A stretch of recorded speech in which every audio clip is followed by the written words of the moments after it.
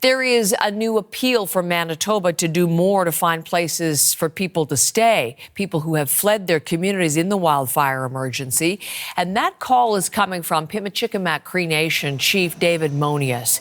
He's sharing this video of people from his community being flown to safety. In a statement, Chief Monias is urging the government of Manitoba to use the Emergency Powers Act to open up hotel space. More than 17,000 people are out of their homes in the province. First Nations leaders say hotels in Winnipeg and other Manitoba cities are booked up. And right now, many evacuees are sheltering at community centres and hockey rinks. Manitoba Premier Wab Kinew acknowledges the province needs to find more comfortable places for people to stay. Let's face the facts. Nobody wants to sleep on a cot for more than a day or two, even in an emergency situation. So we're connecting folks who need those enhanced accessibility supports first, and then broadening it out to everyone else who needs help. The Premier of Manitoba, Wab Kinew, as he spoke at the First Minister's meeting yesterday. Now, let's bring you some more on that story. Marcy Marcusa is the host of Information Radio in Winnipeg. That's on CBC Radio 1. She's about to get underway with her broadcast this morning, but giving us some time beforehand. So, Marcy, welcome, and great to have you with us today. This will be another day of huge coverage, I'm sure, for you. Can you speak to that issue? We just heard the Premier acknowledging the challenge Manitoba is facing, finding enough spaces for people who are out of their homes? Yeah, thanks for having us, Heather. You know, it's another day where Manitobans are waking up and really wondering, if it's not enough that you have to be out of your community, now wondering maybe where you're going to be sleeping tonight or tomorrow or the next day. Some people probably haven't yet found a place. It's huge. And I think part of this is the sheer mass numbers. So you were talking about 17,000 people moving from the north to the south here. Let's remember that just a week ago, we had not yet called a state of emergency. I mean, we were broadcasting in Lac du Bonnet where a wildfire had affected that part of Manitoba. 2 people died in that fire, and sort of were in a place where we had not yet understood what was yet still to come. So in the space of a week, we have all these people moving south. And as you also mentioned, they're staying everywhere. So in past emergencies, we've seen a lot of people come to hotels here, or they've stayed at the convention center, which has not been set up for evacuees. We have some questions about that. But as you've been reporting, I mean, they're all over the place. So there are people being housed and welcomed in First Nations communities like Peguis, welcoming people from other First Nations communities, and people are grateful for that connection. But then we have people in some places in Winnipeg. We have some shelters. But then I think a lot of Manitobans are in a moment where they're asking, well, why are people in other provinces? So Niagara Falls, Portage la Prairie, Brandon. So why are people in Ontario? So that's one of the big questions that will be continue to be grappled with. And I mean, these are folks that have left so quickly with one bag, with their families, under extreme stress, maybe not understanding the gravity of what they're leaving even until they're in the air and able to look down, as we saw Adrian doing in that report, on the gravity of the smoke and what's happening and threatening their homes. So there's a lot of stress here, and really people, I think, would just like to be, for starters, if you're going to be evacuated from your home community in Manitoba, I think a lot of evacuees are asking, why can't we at least stay somewhere in Manitoba? And that's, of course, why the call came, as you outlined from David Monias, for the province to use the Emergency Measures Act and free up more space here in Winnipeg. As you broadcast, I'm wondering, I'm sure it'd be challenging to reach some of them as they are evacuating and under those stressful circumstances. But what are you hearing from people who are out of their homes, who are hoping to find a spot and a comfortable place to stay? I think it ranges. I mean, what's interesting is the stories that stay with you are those little snippets, right? That we've spoken to some of these people individually. I have, and then our reporters here by extension.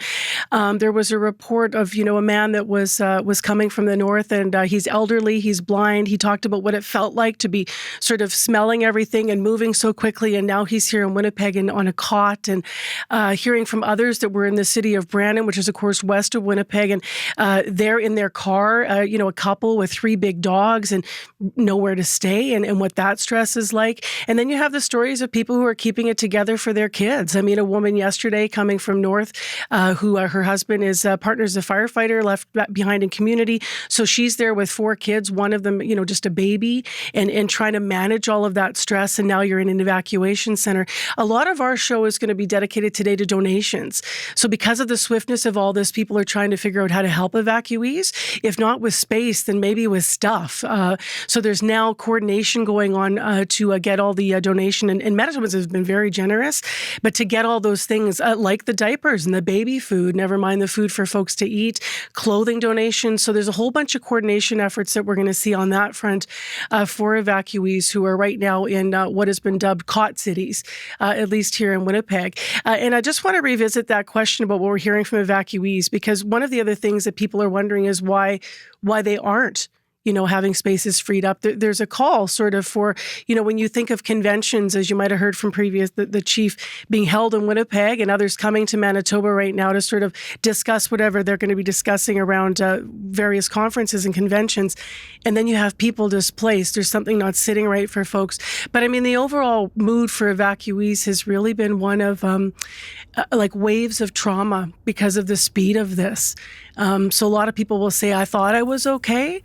We heard this a lot in Lac du Bonnet previous to the big call for the evacs from the north, the 17,000. But people saying, I thought I was okay. And then when I have a moment, I'm not. I burst into tears, or maybe I kept it together for the kids, but then I slide into sort of some shock about how long this could potentially last and what's really going on around us. So it really is an emergency of a scale that we really haven't seen here in Manitoba. And certainly we heard that from the Premier. When Wab Kinew announced the state of emergency, he talked about this being the largest mass evacuation as well since the Red River floods, going back to the late 90s for that. So if that is sort of how people are feeling and dealing with this crisis, how would that compare to other times Manitoba has had mass evacuations, Marcy? Well, I think, Heather, that the benchmark, the Premier's right, and you're right, it is 1997, and I was here covering that. I worked actually in the Red River Valley covering some of the communities directly, and I flew over those valleys and worked on the ground sandbagging.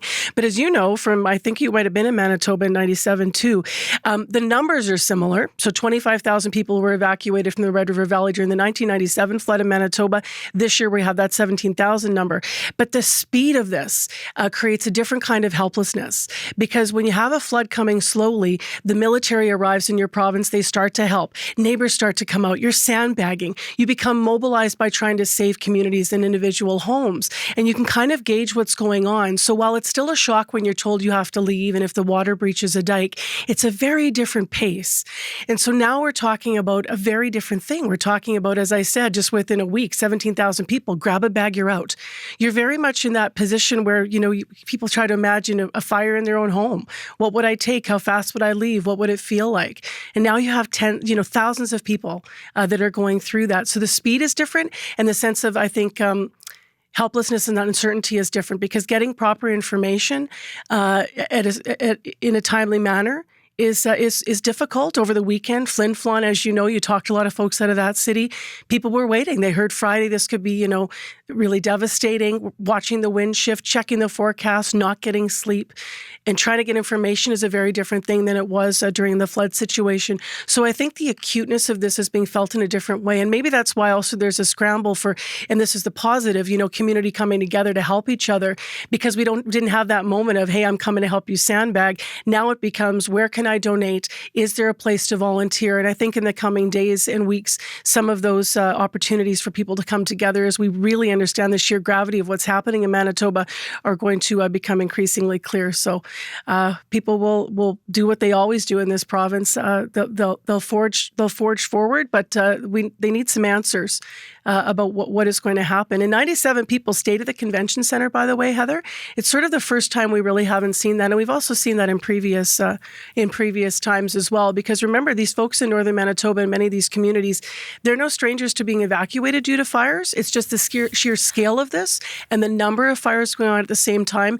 That's the part that we haven't seen in this province. Okay, Marcy, just delighted to feature this conversation. Thank you for all of that information and really helping us understand so much of the detail as you live it and cover it. And if it's not too much of an imposition, we'd love to have you back again. So we'll stay in touch. But thank you very much. Best of luck in that broadcast today as you focus on donations. Marcy Marcuza, who is the host.